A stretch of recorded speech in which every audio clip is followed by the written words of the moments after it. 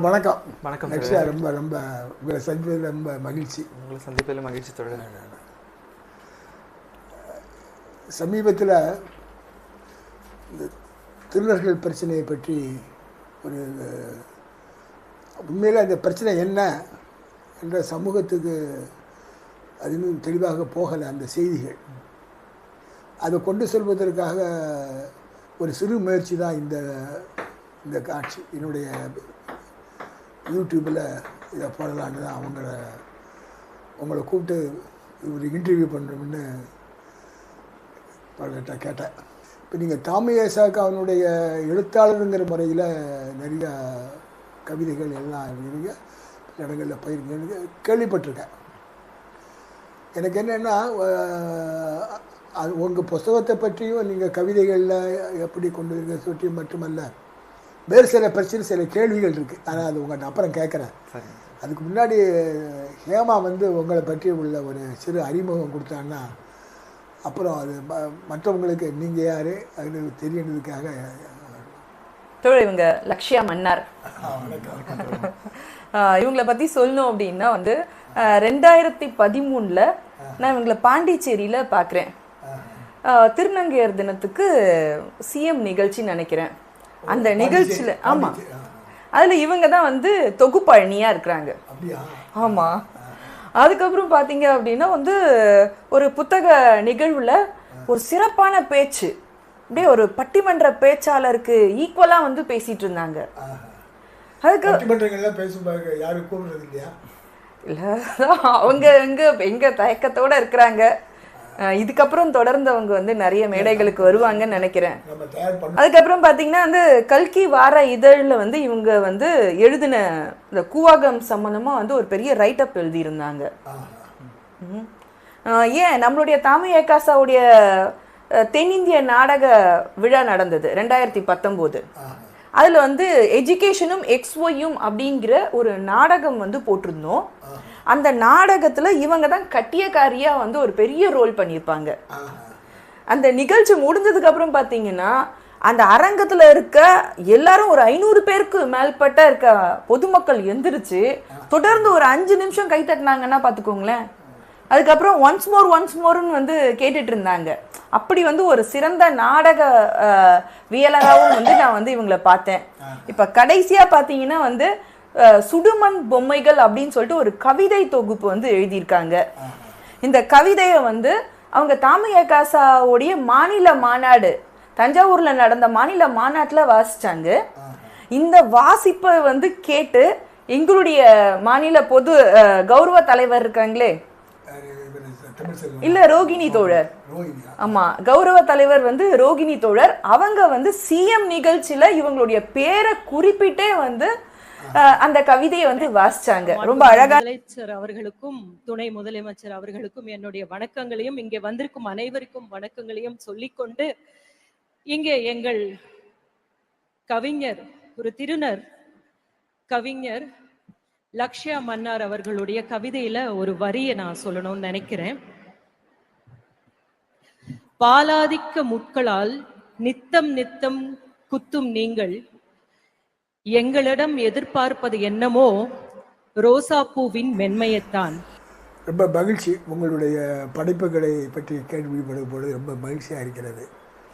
எனக்கு என்னன்னு கேட்டால், அந்த திருநர்களுடைய பிரச்சனைகளை பற்றி இப்போ இருக்கக்கூடிய ஒரு ஏக்கமாக ஒரு அரசியல் முனைப்பொழுது இல்லைங்கிற மாதிரி என் மனசில் படுது. நீங்கள் அதற்காக ஏதாவது முயற்சி எடுத்திருக்கிறீங்களா? அது பற்றி உள்ள சில விவரங்களும், இப்போ உங்களுடைய எப்படி நீங்கள் இயங்கிட்டு இருக்கீங்க என்பதை பற்றியும் கொஞ்சம் விளக்கம் கொடுத்தீங்கன்னா அது கொஞ்சம் நம்முடைய பார்வையாளர்களுக்கு ஒரு வெளிச்சத்தை கொடுக்கும். அது பற்றி நீங்கள் கொஞ்சம் சொல்லணும். சரிங்க தோழர். நான் இப்போது இயங்கிட்டு இருக்கிறது சமூக ஊடகங்களில் என்ன பண்ணுறேன், முகநூல் மாதிரி, இன்ஸ்டாகிராம் மாதிரி இண்டிவிஜுவலாக எழுதிக்கிட்டு காணொலி பதிவிட்டு, அதாவது திருநர் சம்பந்தப்பட்டமான பிரச்சனைகளுக்கான காணொலிகள்லாம் பதிவிட்டு இயங்கிட்டு இருக்கிறேன். அது இல்லாமல் தமிழ்நாடு முற்போக்கு எழுத்தாளர் கலைஞர் சங்கத்தில் மாநில குழு உறுப்பினராக இருக்கேன். அதன் மூலயமா என்ன பண்ணுறேன் அப்படின்னா, திருநர் மக்களை சந்திச்சு அவங்களையும் அரசியல் புரிதலை நோக்கி நகர்த்துற வேலைகளையும் பார்த்துட்டு இருக்கிறேன்.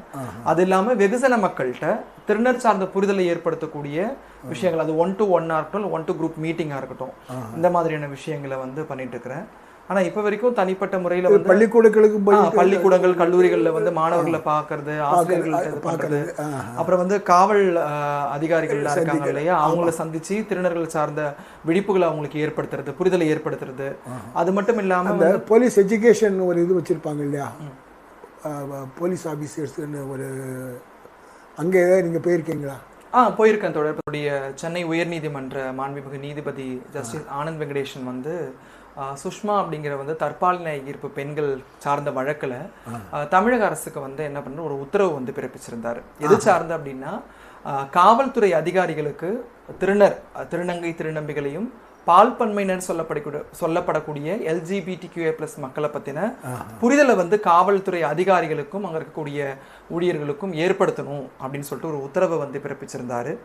அதனுடைய அடிப்படையில நான் இருக்கக்கூடிய கடலூர் மாவட்டத்தை சார்ந்த காவல்துறை அதிகாரிகளுக்கு என்னால் என்ன பண்ண முடிஞ்சு அப்படின்னா, திருநர் சார்ந்த விழிப்புணர்வை வந்து ஏற்படுத்த முடிஞ்சது. எங்கெங்கெல்லாம் வாய்ப்புகள் அமையுதோ அங்க நான் என்ன பண்றேன் அப்படின்னா, திருநர் சார்ந்த உங்களோட பிரச்சனைகள் சார்ந்த எங்களுடைய எதிர்பார்ப்புகள் என்னவா இருக்குதுங்கிறதையும் நாங்க தொடர்ச்சியா முன் வச்சுக்கிட்டே இருக்கிறோம். இதுதான் இப்போதைக்கான வேலைகளா போயிட்டு இருக்கு தொடர். அரசியல் சார்ந்து பெரிய முன்னெடுப்புகள் இதுவரைக்கும் பண்ணல. அதற்கான தேவை வந்து ரொம்ப அதிகமா இருக்கிறத உணர்றோம். வரும் காலத்துல அதை முன்னெடுக்கணும் அப்படிங்கிற ஒரு ஆசையும் இருக்கு. இப்போ உங்களுடைய பிரச்சனைகளை எல்லாம் நீங்கள் எப்படி தீர்ப்பதற்கு என்ன அமைப்புகளை வைத்து இயங்கி கொண்டிருக்கிறீர்கள்? ஒவ்வொரு பகுதியிலையும் ஏதோ ஜமாத்துக்கு மாதிரி ஒரு அமைப்பெல்லாம் இருக்குன்னு சொல்கிறீங்க இல்லையா, அது பற்றி கொஞ்சம் பொதுமக்களுக்கு தெரிகிற மாதிரி ஏதாவது சில தகவல்கள் கொடுத்தீங்கன்னா நல்லா. அவசியம் தொடர். இப்போ திருநர்கள் வந்து அவங்களுடைய பயாலஜிக்கல் ஃபேமிலின்னு சொல்லுவோம். ஒன்று இப்போ அந்த பெற்றோரால் அமைக்கப்பட்ட ஒரு குடும்பம் இருக்கு இல்லையா, அதை சார்ந்தவங்க வந்து ஒன்று அவங்களுடைய பால் மாற்றத்தால் விரட்டி அடிக்கப்பட்டோ இல்லை அவங்களாவே வெளியில் வந்துடுவாங்க.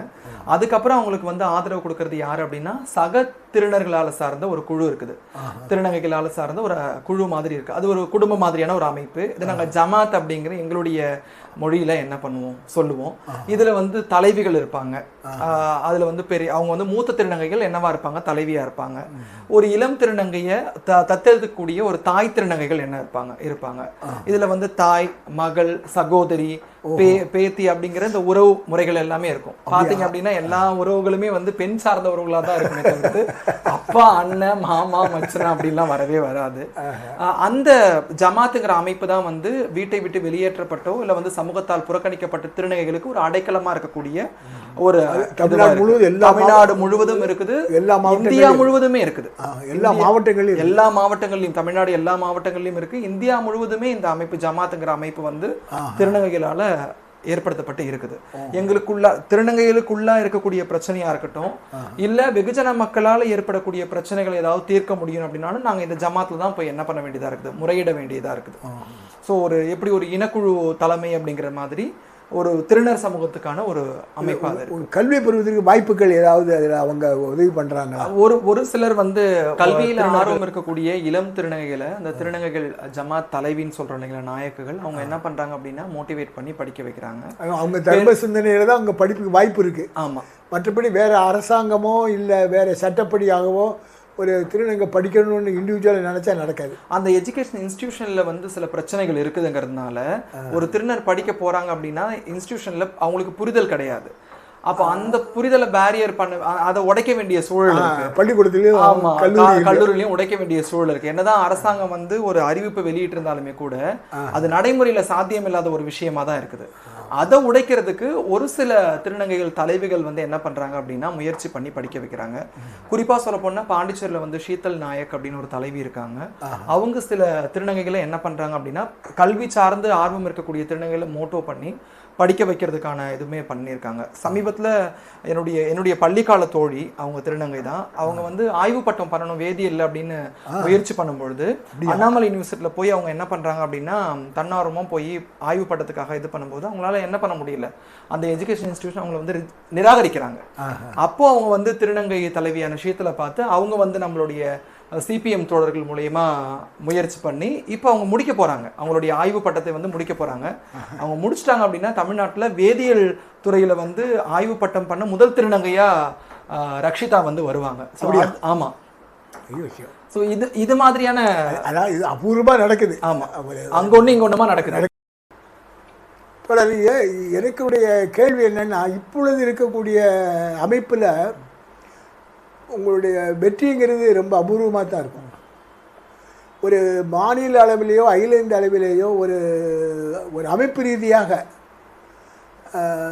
அமைப்பை உருவாக்கி அதுக்கு சில விதிகளை உருவாக்கி அது ஜனநாயக ரீதியாக நடத்தப்படும் பொழுது தான் ஒரு அரசியல் பிரச்சனையாக ஆகி சட்டமன்ற நாடாளுமன்றங்களில் கவனத்துக்கு போய் உங்களுடைய சட்ட ரீதியான உரிமையை பெற முடியும். இப்போ உங்களுக்கு வந்து அடிப்படை உரிமையே இல்லாமல் நீங்கள் இருக்கிறீங்க. இந்தியா அரசியல் சட்டத்தில் இருக்கக்கூடிய எந்த உரிமையும் உங்களுக்கு யாராவது வழங்கினா தான் உண்டு. தர்மம் ஏதாவது பிச்சை போட்ட மாதிரி அது இல்லை. நாங்களும் வந்து இந்த உழைக்கிற வர்க்கம் எங்களாலையும் வந்து பங்களிக்கிறோம், நாங்கள் எங்கள் உரிமையை நாங்கள் விட மாட்டோம் அப்படின்னு சொல்கிற மாதிரி ஒரு அமைப்பை உருவாக்குவதற்கு ஏதாவது யோசனை வச்சுருக்கீங்களா? அதான் என் கேள்வி. இருக்குது தோழர். ஆனால் வந்து இங்கே நிறைய நடைமுறை சிக்கல்கள் வந்து இருக்குது. ஒன்று என்னென்னா, நாங்கள் எப்படி வந்து வெகுஜன மக்கள்கிட்ட வந்து திருநர் சார்ந்த புரிதலை ஏற்படுத்தணும்னு நினைக்கிறோமோ, இங்கே எங்களுடைய திருநர் மக்கள் மத்தியிலையும் அரசியல் சார்ந்த ஒரு பார்வையை புரிதலை ஏற்படுத்தணும். இப்போ எனக்கு தோழர் ஹேமாவதி மூலயமா இடதுசாரி சிந்தனை உள்ள நபர்களுடைய பழக்கமும் தோழர்களுடைய தொடர் பயணமும் வாசிப்பும் எனக்கு வந்து ஒரு அரசியல் பார்வையை கொடுத்த மாதிரி எல்லா திருநங்கைகளுக்கும் கிடைச்சதான்னு கேட்டால் இல்லை. ஆனால் அதை நோக்கி அவர்களை தள்ள வேண்டிய ஒரு கட்டாயத்திலையும் ஒரு அவசியத்திலையும் என்ன மாதிரியான திருநர்கள் ஈடுபட வேண்டிய ஒரு சூழலும் இருக்குது. அப்படி பண்ணால் மட்டும்தான், ஏன்னா அரசியல் புரிதல் இல்லாமல் ஒரு மாபெரும் இயக்கத்தை வந்து அகில இந்திய அளவில் கட்டமைக்க முடியுமா அப்படிங்கிறது ஒரு பெரிய கேள்விக்குறி. அந்த அரசியல் புரிதலை நோக்கி இளம் திருநங்கைகளை என்ன பண்ணணும், நகர்த்தணும் அப்படிங்கிறது ஒரு பெரிய விஷயமா இருக்குது. அதை நோக்கி பல்வேறு செயல்பாடுகளை முன்னெடுக்கணும். கல்விக்கு மோட்டிவேட் பண்ணுறக்கூடிய கல்விக்கு மோட்டிவேட் பண்ணுற மாதிரி வேலை, ஏன்னா கல்வி இடைநிற்றல் இல்லாமல் போனால் மட்டும்தான் நம்ம வேலை அப்படிங்கிற ஒரு இலக்கை இது பண்ண முடியும். அப்போ தான் பொருளாதாரத்தில் சுதந்திரம் அடைய முடியும். அப்போ தான் நம்மளால் சில விஷயங்களையும் நம்மளால் என்ன பண்ண முடியும், சமூகத்தில் சாதிச்சுக்க முடியும் அப்படின்னும் பொழுது அது இல்லாமல் நீங்கள் இன்னொரு விஷயமும் சொல்லியிருந்தீங்க. எங்களுக்கான சக மனிதர்களுக்கான உரிமையை வந்து நாங்கள் போராடி பெறதுக்கே வந்து சுதந்திரம் அடைஞ்சதுலேருந்து 65 வருஷம் கழிச்சு 2014 நால்சா அப்படின்ற ஒரு தீர்ப்பு மூலயமா தான் உச்சநீதிமன்றம் வந்து திருநர்களையும் வந்து என்ன பண்ணணும், நீங்கள் சக மனிதர்களாக அங்கீகரிக்கணும், அவங்களும் சட்டத்தின் முன் சமம் அப்படின்னு சொல்லிட்டு அவங்க நிறைய பரிந்துரைகளை வந்து மாண்புமிகு நீதியரசர் ஏகே சிக்ரி அப்புறம் ராதாகிருஷ்ணன் அவர்கள் வந்து ஒரு பெரிய தீர்ப்பு வந்து கொடுத்திருக்காங்க. அந்த தீர்ப்பு குறித்து கூட தோழர் எழுதிய சரி தவறு யார் முடிவு செய்வது அந்த புத்தகத்தில் கூட என்ன பண்ணியிருக்காங்க, குறிப்பிட்டிருக்காங்க. அது மட்டும் இல்லாமல் முனைவர் தமிழ் மணவாளன் அந்த தீர்ப்பை வந்து தமிழில் வந்து மொழிபெயர்த்திருக்காரு 2014 நால்சா ஜட்ஜ்மெண்ட். அதுக்கப்புறம் அது வந்து மசோதாவா என்ன பண்ணப்பட்டது அப்படின்னா, இப்போ இருக்கக்கூடிய பாஜக அரசாங்கத்தால் மசோதாவா கொண்டு வரப்படுது. ஆனால் அந்த மசோதாவில் நிறைய ஓட்டைகள் இருக்குது. சும்மா அது ஒரு கண் துடைப்பு, ஒரு ஐவாஷ் அப்படிங்கிற மாதிரி தான் இருக்கே தவிர்த்து இடஒதுக்கீடு சம்பந்தமாகவோ அதில் வந்து கல்வி வேலைவாய்ப்பில் வந்து எங்களுடைய இடங்களை உறுதி செய்யக்கூடிய அளவுக்கான எந்த ஒரு உத்தரவாதமும் இல்லாத ஒரு காகித அளவில் மட்டும்தான் இருக்குதே தவிர்த்து அது எங்களுக்கு அரசியல் அதிகாரத்தையோ இல்லை வந்து ஒரு தனி மனிதனுக்கான ஒரு உரிமையோ பெற்றுத்தரக்கூடிய மசோதாவா அது என்னது இல்லை. அதுக்கான போராட்டங்களை தொடர்ந்து வந்து முன்னெடுக்கணும் அப்படின்னா அரசியல் மயப்படுத்தப்பட்ட திருநர் கூட்டத்தை வந்து என்ன பண்ணணும், உருவாக்க வேண்டிய சூழல் இருக்கு. நாங்கள் எஜுகேட் பண்ண வேண்டியது அங்கே மட்டும் இல்லை, இங்கேயும் அப்படிங்கிற ஒரு தேவையும் இருக்கு. ரெண்டு பக்கமும் இருக்கு. மக்களையும் தயார் பண்ண வேண்டியிருக்கு, எங்களையும் தயார் பண்ணிக்க வேண்டியிருக்கு. அது ரொம்ப நல்ல சிரமமான வேலை தான். ஆனால் அதில் வெற்றி பெற வேண்டும் என்று நான் விரும்புகிறேன். மகிழ்ச்சி தோழர். உங்களை மாதிரியான தோழர்களுடைய துணையோடு வெற்றியை சாத்தியமாக்கும்னு நம்புகிறோம். நிச்சயம். நாங்கள்